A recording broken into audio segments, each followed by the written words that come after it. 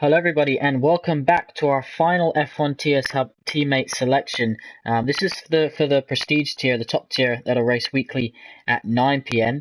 Big hello to everyone who's just joining us, and big hello to Jamie. Welcome back to the stream. Yep, good evening. So so basically what we're going to do on this teammate selection stream is we're going to run through kind of what went on with the team contracts, find out what teams were applied for the most and not so, and then we'll run through what teams signed up which driver, and then we'll bring you confirmation of the teammates that have already signed up. Obviously negotiations have been ongoing all week, and there's been pen to paper on 8 of the teams. So we've only got two guys to pick a teammate here in this stream, so that won't take too long. And then we'll talk about some title credentials. So make sure if you're in the live stream, comment when we get to that part who you think is going to be a title contender, and maybe get in one of your rivals' head.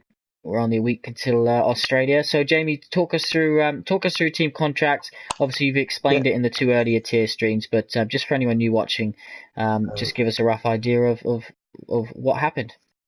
Obviously, this time last week we had the tier announcement, so all 60 drivers, they found out which tier they're in, and obviously these 20, you've got to say congratulations, they got into the quickest tier, so the best of the best in the F1 tier sub.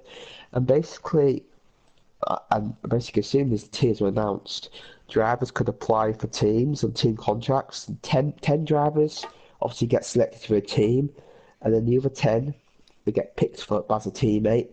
And we categorise the teams into 3 groups part of our team contracts of this league. We've got the Ferrari, Mercedes, and Red Bull. They're the top teams. They've got the strongest criteria, but also they've got the strongest expectations. They expect their drivers to be fighting at the front, fighting for championships, for wins, for podiums, etc. And then you've got the middle group teams, which are McLaren, Williams, Red Bull, and Force India. And these are drivers who they want experienced drivers and a lead driver, and drivers who've got some heritage in the league, and also drivers that are willing to push to that next level, maybe fight podiums and get wins, etc. And then we've got Haas, Toro Rosso, and Sauber. This is the lower group of teams. These are the teams that are free for everyone to apply for rookie drivers, and also it's probably a good team to apply for if you're moving up a tier. You're not sure where you stand in the tier, and these drivers, they don't really expect results as such. They just want to see drivers turn up, have a good race, get some good results, and who knows, if you're a good rookie, you might fight for the title. Definitely. And obviously, Jamie, as you mentioned, some teams have more applicants than others. Can you reveal kind of which team was you had to fight to choose who was going to be, and which team maybe struggled to sign a driver this season?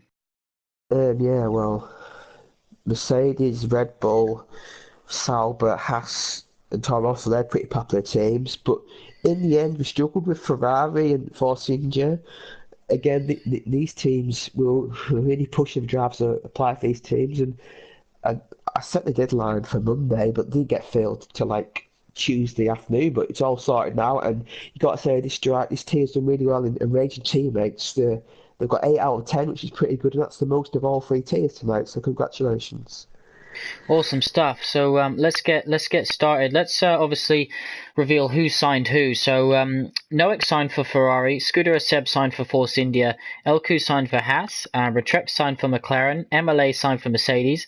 Obviously, he won the Constructors' Championship with Mercedes in Season 10, so he went to Ferrari for Season 11. He's jumped back to Mercedes for Season 10. You've got Odem signed for Red Bull again for Season 12. LMC Hamilton's moved up from the Pinnacle tier. He signed for Renault. Josh signs for Sauber. Kian signs for Toro Rosso. And Harris signs for Williams. So Jamie, I'll reveal who's already signed a pre-contract. So we can see that Noek and the Ferrari has signed his teammate, Black Mamba, so they'll be teaming up together. That is a strong lineup. We can see that Elku in the Haas has signed Jesse. That one came in late, just before we went on stream. So congratulations to them. I believe they're friends as well. So interesting to see how they both get on, new drivers to the league. Retrex in the McLaren has signed This Is Wayne. So again, one new driver there, one driver moving up from the Pinnacle tier. MLA in the Mercedes has signed Julian. Of course, we all know Julian was quickest on qualifying night. So we talked about this off stream just now, that is going to be a mega quick title contending team. You got Odems and Louis, so both VSR drivers, and that is going to be like we mentioned again, that is going to be a proper title contending team. You got LMC Hamilton in the Renault. He signed up with Malloy. You've got VSR Josh in the Sauber. He signed up with VSR Blizzard. Again, we know how quick those guys are, so that is another strong team. Kian in the Toro Rosso has signed up with his former arch rival, Bugster. So looking to see how that one gets on. Let's hopefully they can go up Eau Rouge cleanly this time. For those of you who don't know, they had a pretty prolific crash back in, what was it, season 10 in the podium tier when they were fighting for the championship. That season. Yeah, and that ended in tears. And then you've got Paris in the Williams. So he hasn't signed up a teammate yet. Neither has Scooter or Seb in the Force India. So without further ado, Scooter or Seb, it's your time. I'll send out a notification in the PSN chat. You get the first teammate pick.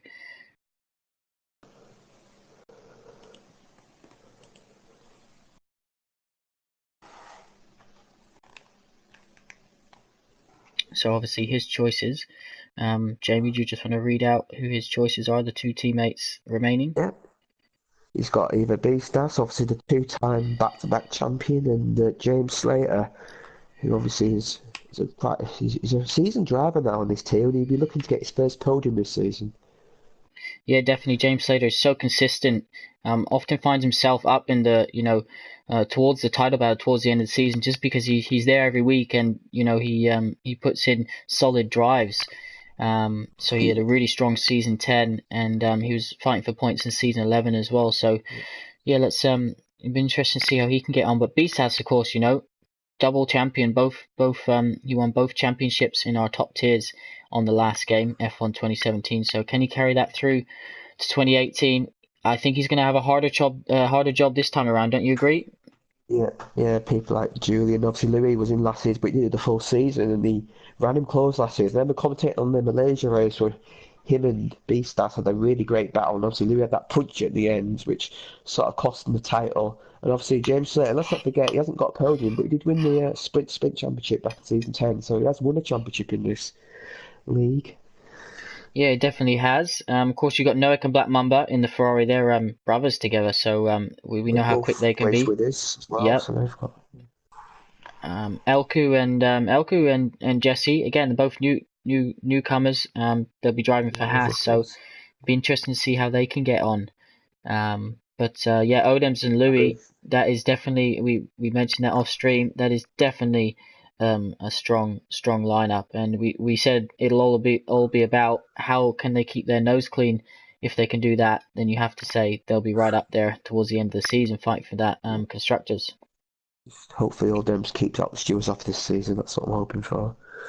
I think we're all hoping for that. But all right, we'll give Scooter or Seb another 20 seconds or so. If not, then Paris, it's going to be your pick. So you can pick either Beastas or you can pick James Slater. The remaining two will obviously team up together. So Scooter or Seb, a final chance for you to post in the chat which teammate you would like to sign.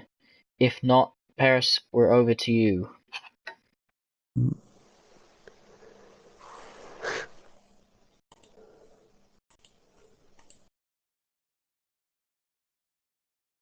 Obviously, Paris got his first pole at F1 TS Hub around Australia, the first season he raced in. He didn't complete the season, but he was actually teammates with Beastas. So again, that's a massive, strong lineup. We said this at the beginning of the Prestige tier last season that that there's so many strong lineups, and I think what it comes down to is who can keep their nose the cleanest. Whoever keeps their nose the cleanest will be fighting for the championship. So there we go. Paris picks Beastas. So it's a reunion for those two drivers. So they will be driving in the Williams. Of course, Williams are our most successful team at F1 TS Hub, which leads Scooter Seb and James Slater in the Force India. So there we have it, Jamie. Do you just want to run through the full confirmed lineup one more time? Oh yeah, in the Ferrari we've got Noek and we've got Black Mamba. In the Force India, we've got Scuderia Seb and James Slater. In the Haas, we've got Elku and Jesse. In the McLaren, we've got Richrex and we've got This Is Wayne. In the Red Bull, we've got Odems and Louis. In the Renault, we've got Wummer and Meloy. In the Sauber, we've got Josh and Blizzard. In the Toro Rosso, we've got Kian and Bugster. And in the Williams, we've got Paris and Beastas. Obviously, Beastas, he won the season 10 in the Williams, I believe, so he's back to his former team there. Yeah, definitely. So, Jamie, drivers championship. Who you thinking? Well, I know it's hard. I know it's not easy to judge on qualifying night, but I say I think Julian's probably the big favourite this season. He seems to be near the top of the time trials, but also you got people like Louis and Beastas, and I think Paris. I was watching it all them stream the other night and did a really good lap on the supers around Australia. So hopefully, hopefully he's more consistent on tracks this season. I think he can contend this season. The people like Blizzard, I think there's a lot of really good drivers. I'm intrigued how Keen the Bucks are doing this tier. Obviously, I remember racing them in the podium tier last in season 10, so well, I say racing them, they were 30 seconds up the road, but it's good to see him. It's good to see him. It's good to see them improving the league. It shows that progression is possible. Yeah, definitely. Obviously, Bugs just started in the podium tier, just missed out on the championship. Then he went to the pinnacle tier last season, and he was fighting for the championship and until towards the end of the season where he wasn't able to participate. And now he's moved up to the top tier. So it just shows you, you put the hard work in, put the laps in, and definitely, I reckon you're going to be fighting for it. So what we getting here? Williams always get the quickest drivers. Yes, most successful team. Yeah, It is strange that that always does happen. They always seem to win a title, whether it's the constructors or drivers in one of the tiers every season. yeah. Julian MLA for the title. I think that'd be a safe bet, Malloy. That is for sure. Drivers title to Julian, Malloy reckons as well. But Odems reckons this could be the best title battle. I definitely agree. There's so many drivers on the grid that can win a race, and there's even more drivers that can finish on the podium. Yeah, And definitely. consistency over 21 races is a massive difference to just being the quickest on the time trial leaderboards, don't you think? Yeah, exactly. Yeah, and we've seen on the one Williams, they won four of the five drivers' titles in F1 2017. So it just shows you how good they were on that game. And also in qualifying, I think qualifying's going to be interesting because obviously the strategy there's more of a strategy element on this game, and I wouldn't be surprised if you see on certain tracks some drivers, but like on F1 2016, qualifying on the harder tyre to make it an easier one stop rather than a marginal one stop. So. And on certain tracks, like I think that'd be a thing to look out for. And also, again, I think there'll be multiple winners, and I just hope it goes right to the end this season. Just that'll be great if it does. Yeah, it definitely will, and we're all hoping for it. Qualifying is going to be important as well. I reckon we saw it last season how close some qualifying sessions were, Yeah, Jamie. A second covering, like the top 15, and I think the smallest of mistakes, the person who makes the least mistakes in this tier this season, will definitely be there towards the last couple of races fighting for this championship. definitely. Yeah, All right, everyone. So if you haven't already, make sure you hit that subscribe. Make sure you follow us on Twitter, Instagram, and Facebook. Feel free to head over and tag what team and what teammate will be accompanying you for season 12. Make sure you tag at F1TS Hub as well, so we can retweet that. Yeah, that's it. Confirmation, all done and dusted. All three of our tiers, teammates have been decided, teams have been decided. Jamie, we're on to race week next week. I'm so excited to get back in the commentary box and also be a viewer, a fan as well. The racing is going to be fantastic. We want a full grid next week, guys, for the first race, so make sure you're all there as well.